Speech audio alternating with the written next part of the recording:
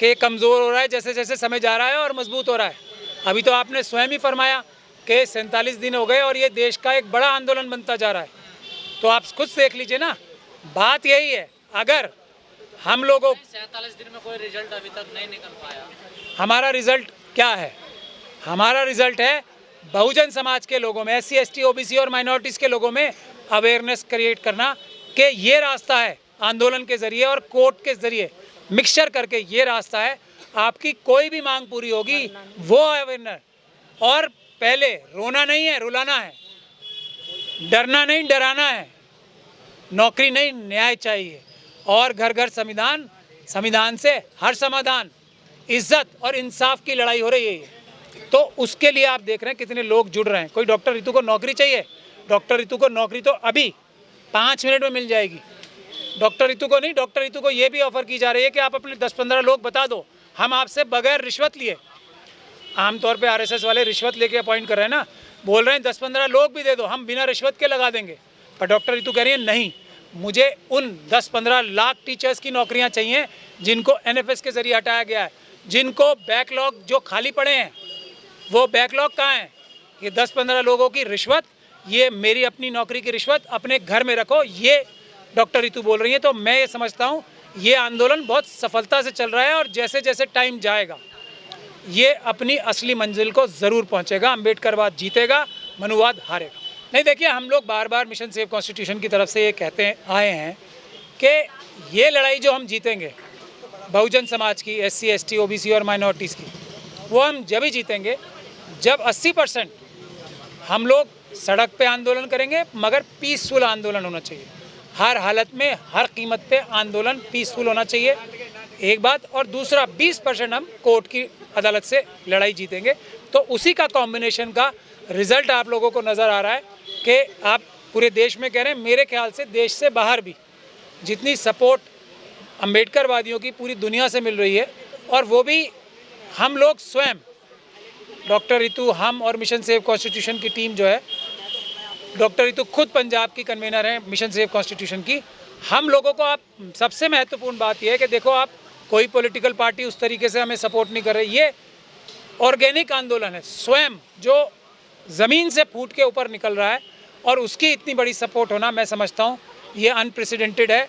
और ये उस तरीके से जैसे CA NRC के प्रोटेस्ट हुए थे बगैर किसी आउटसाइड सपोर्ट के, और डिस्पाइट पूरी ताकत लगी हुई है सरकार की भी, पुलिस की भी, प्रशासन की भी, यूनिवर्सिटी की भी, और RSS और मनुवादियों के, आतंकवादियों की भी, कि किसी तरीके से हमारी आवाज़ को दबा दिया जाए, हमारे बीच में आपस में डिफरेंसेस क्रिएट कर दिए जाएं, हमला कर दिया जाए। डॉक्टर रितु को यहाँ से किडनैप करने के लिए भी एक बार भरी 7-8 लोगों की, गुंडों की गाड़ी आई थी, बहुत मुश्किल से वो बची है। ये सब हथकंडे वो अपना रहे हैं आज।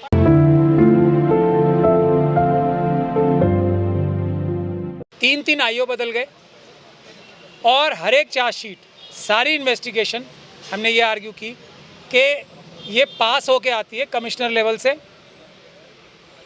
Director general of police level से। हर एक इन्वेस्टिगेशन SC ST एक्ट में, डॉक्टर रितु की भी हर इन्वेस्टिगेशन ना सिर्फ DCP साहब के पास से, बल्कि कमिश्नर ऑफ पुलिस के पास से, कमिश्नर ऑफ पुलिस साहब के पास से क्लियर होके फाइल होती है। और उसमें ये साफ नज़र आ रहा है कि पुलिस के IO साहब ने और दूसरे अधिकारियों ने पूरी ताकत इस बात की लगाई है कि किस प्रकार से सविता रॉय साहिबा को, रजिस्ट्रार साहब जो हैं दिल्ली यूनिवर्सिटी के गुप्ता जी, वाइस चांसलर साहब रजनी अब्बी साहब जो हैं, साहिबा जो हैं, जो प्रॉक्टर हैं, और जो डीन ऑफ कॉलेजेस हैं, उनका नाम मुझे याद नहीं है, ये सभी लोग जो हैं, बलराम पानी साहब, और दौलत राम कॉलेज के चेयरमैन साहब मुकुल गुप्ता साहब, और 5 उनकी जो प्रोफेसर्स हैं, उन लोगों को कैसे बचाया जाए, कैसे सबूत मिटाए जाएं, कैसे डॉक्टर रितु को डराया जाए, धमकाया जाए, इनके ऊपर हमले कराए जाए, इसमें दिल्ली पुलिस के जो अधिकारी हैं वो शामिल हैं। ये बहस हमने की,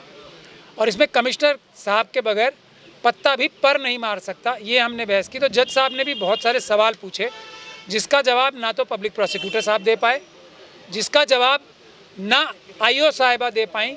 उन्होंने तो ये तक कहा कि हमें ये बहुत सारी बातें पता ही नहीं है, मुझे तो वो पता है जो मैंने अपनी चार्जशीट में किया है, उससे पहले क्या हुआ है मुझे कुछ पता ही नहीं है। डॉक्टर रितु को सुरक्षा दिलाने के मामले में भी उन्होंने कहा कि मैं सुरक्षा उनको नहीं दिला पाई। कोर्ट ने उन्हें एक तरीके से फटकार भी लगाई है कि डॉक्टर रितु को आईओ साहिबा जो है डराना और धमकाना बंद करें। जो उन्होंने नोटिस दिए हैं जिसमें ये केस में अपनी शिकायत लेके गई थी कि मुझे वाइस चांसलर साहब ने और प्रॉक्टर साहिबा ने, रजनी अब्बी साहिबा ने हमला कराया है मेरे ऊपर, उसमें जो नोटिस दिया है वही धमकी भरे शब्दों में था। तो जज साहब ने भी फटकार लगाई आईओ साहिबा की कि आगे से ऐसा नहीं होना चाहिए, और उन्होंने अपनी गलती मान के कहा कि आगे से हम ख्याल रखेंगे।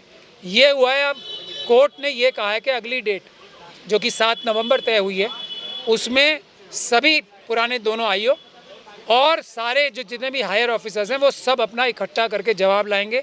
लेकिन जज साहब ने भी आज बहुत सारे सवाल ऐसे पूछे जो इस बात को दर्शा रहे थे कि जज साहब को भी ये बात बहुत अजीब लग रही थी कि किस प्रकार से वो 35 बच्चे जो हैं उनको ढूंढने की कोशिश नहीं हुई। जो झूठे बच्चे क्रिएट किए गए थे, जो झूठे सिग्नेचर किए गए थे, उनको ढूंढने के लिए ना प्रिंसिपल को अरेस्ट किया गया, ना रजिस्ट्रार को अरेस्ट किया गया, ना उन 5 प्रोफेसर्स को अरेस्ट किया गया। ये एक बड़ा सवाल कोर्ट के सामने आया जिसका जवाब आज तो पब्लिक प्रोसिक्यूटर साहब और आईओ साहिबा कुछ दे नहीं पाए। हम सबसे बड़ी राजनीति कर रहे हैं देश की, हमसे बड़ी राजनीति कोई कर ही नहीं रहा। सरकार को एक मौका मिल जाएगा ना, क्यों देखिए ना। देखिए, हम ये आरएसएस और मनुवादियों के आप लोगों ने हमें दूसरे लोगों की तरह समझ रखा है, जो कोई वो अपना झूठा बहाना क्रिएट करेंगे और हम उससे डर के बैकफुट पे चले जाएंगे। हम वो कुछ भी बोल लें, हमें आतंकवादी बोल लें, हमें देशद्रोही बोल लें। अब जिसको आतंकवादी, आरएसएस और बीजेपी के लोग तो ज़्यादातर आतंकवादी हैं ही, देशद्रोही हैं ही। अब अगर कोई आतंकवादी किसी को आतंकवादी बोलता है तो वो इस बात का सर्टिफिकेट होता है कि हम सबसे बड़े देशभक्त हैं। वो जितनी उनकी ताकत है ना, जितनी ताकत है सब लगा लें, यहाँ कोई फ़र्क पड़ने वाला नहीं है। राजनीतिकरण बोलें या ना राजनीतिकरण बोलें, हम तो कह ही रहे हैं। हम ये मानते हैं कि मिशन सेव कॉन्स्टिट्यूशन के इस आंदोलन की वजह से और इससे पहले कोशिशों की वजह से आज बड़ी बड़ी पॉलिटिकल पार्टियाँ संविधान की बात कर रही हैं, संविधान को बचाने की। हमारे मिशन का नाम क्या है? Mission save constitution. आज बड़ी बड़ी पॉलिटिकल पार्टियां ये कह रही हैं कि जिसकी जितनी हिस्सेदारी उतनी उसकी, जितनी जिसकी भागीदार जितनी जिसकी संख्या भारी उतनी उसकी हिस्सेदारी। आज बड़ी बड़ी पॉलिटिकल पार्टीज कह रही हैं, आज बड़ी बड़ी पॉलिटिकल पार्टीज ये कह रही हैं कि जो कास्ट बेस्ड सेंसस है वो होना चाहिए। तो ये आज से पहले तो नहीं हो रहा था। कुछ तो हम लोगों की, जो हम लोग मुट्ठी भर लोग काम कर रहे हैं और जिसकी संख्या बढ़ती जा रही है, मिशन सेव कॉन्स्टिट्यूशन की कंट्रीब्यूशन है। अभी जनता को वो नज़र नहीं आ रहा। हम ही देश की सबसे बड़ी पॉलिटिक्स कर रहे हैं। हम ही आरएसएस, बीजेपी और आतंकवादी जो इनके संगठन है सारे, उसके खिलाफ एक मजबूत महाज हम तैयार कर रहे हैं कि ना हम दबेंगे, ना हम पीछे हटेंगे, हम इन मनुवादियों को पीछे हटाएंगे। तो हमसे थोड़ी बहुत इंस्पिरेशन हम शायद दे पा रहे हैं बाकी पॉलिटिकल पार्टीज़ को भी कि वो मजबूती के साथ आगे बढ़े और सारा बहुजन समाज एक प्लेटफॉर्म पे आए।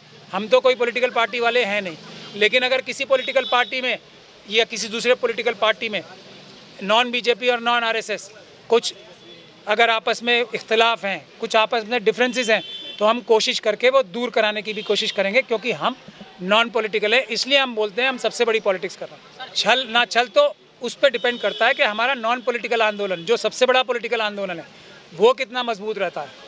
आज कहने के लिए तो बोल रहे हैं ना, तो कल करना भी पड़ेगा, क्योंकि अगर सत्ता में रहना है, ये हमारी सबसे बड़ी जीत है, तो SC, ST, OBC और माइनॉरिटीज़ की ही जिंदाबाद कहना है किसी भी पार्टी को अगर सत्ता में रहना है। तो जो अभी कास्ट सेंसस से निकल के आया है, उसमें क्या निकल के आया है? सबसे महत्वपूर्ण बात जो बहुत लोगों की नज़र में नहीं आई है, ब्राह्मण, बनिया, क्षत्रिय और भूमिहार का टोटल किया जाए तो 12% आ रहा है। तो बाकी सब हम 88% तो बिहार में ही हैं। तो आप ये बात समझ लीजिए, जो भी 88% की बात करेगा वही राज करेगा, और सिर्फ देश पे ही नहीं, किसी भी राज्य में, किसी भी पंचायत में, किसी भी कॉरपोरेशन में, किसी भी असेंबली में अब राज 88% वाला कहेगा। अब पिरामिड उल्टा होने वाला है। अब सबको, जो लोग नहीं कहते थे उनको कहना पड़ रहा है ना। आज से पहले इन सब लोगों ने वोट नहीं लिए, इन सब पॉलिटिकल पार्टीज ने वोट नहीं लिए, इस बात को बगैर कहे लिए हैं ना।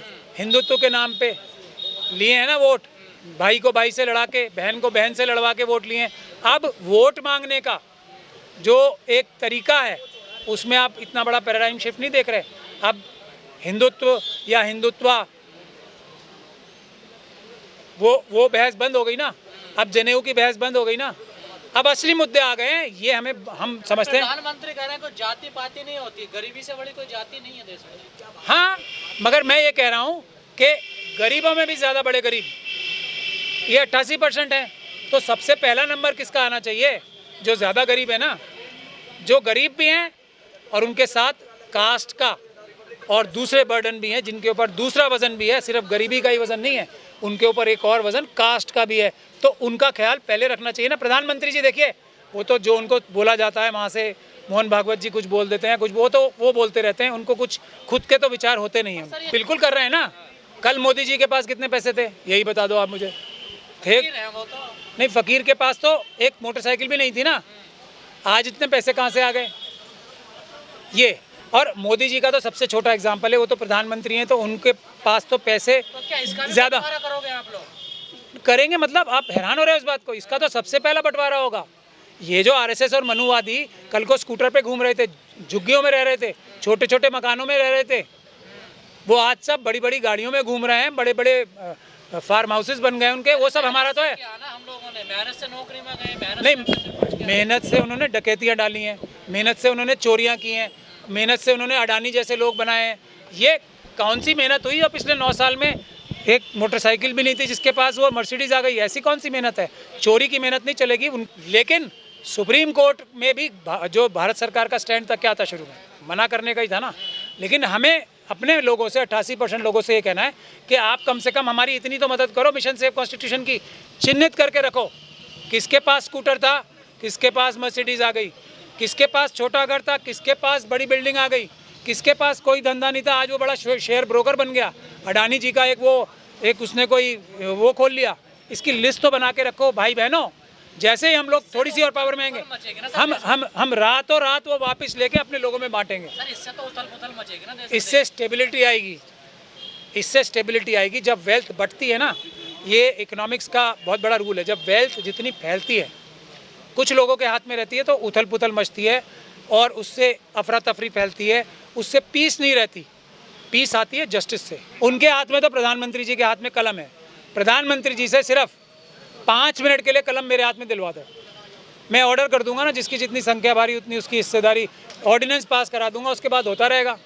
पार्लियामेंट पास करती रहेगी। हम भी देखेंगे किस पार्लियामेंटेरियन की इतनी हिम्मत है कि वो जिसकी जितनी संख्या भारी उसकी उतनी हिस्सेदारी को मना कर देगा। हम भी देखें। मगर प्रधानमंत्री करना नहीं चाहते ना।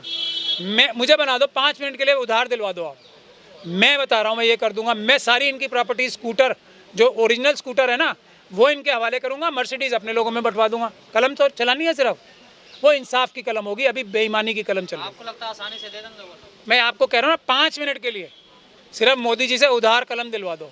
5 ही मिनट लगाऊंगा, 6ठा मिनट बिल्कुल नहीं चाहिए।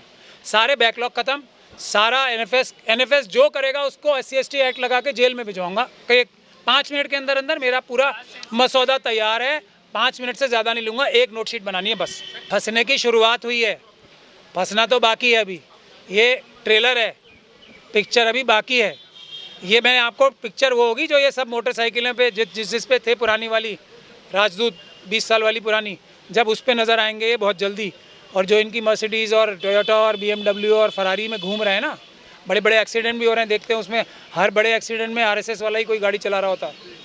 जो बड़ी बड़ी फरारी, मेबैक ये सब चला रहे हैं, ये सब लेके अपने लोगों को देनी है। आप लोग इस बात, यही तो बता रहे हैं आपको। अब सबको रोहिणी कमीशन की बात करनी पड़ रही है, अब सबको कास्ट सेंसस की बात करनी पड़ रही है, तो ये टूट रही है।